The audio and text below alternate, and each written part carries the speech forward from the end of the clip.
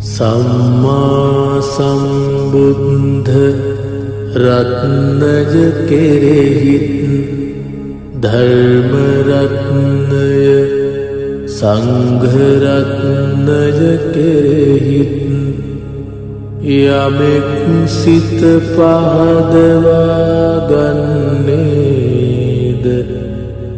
එපමණකින් ඔහු මහා කල්පලක්ෂයක්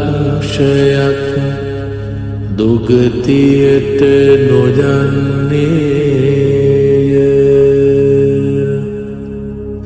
සුගතියෙන් සුගතියට යමින් පාරමී සපුරා අමා මහ නිවනට සැපත් වන්නේ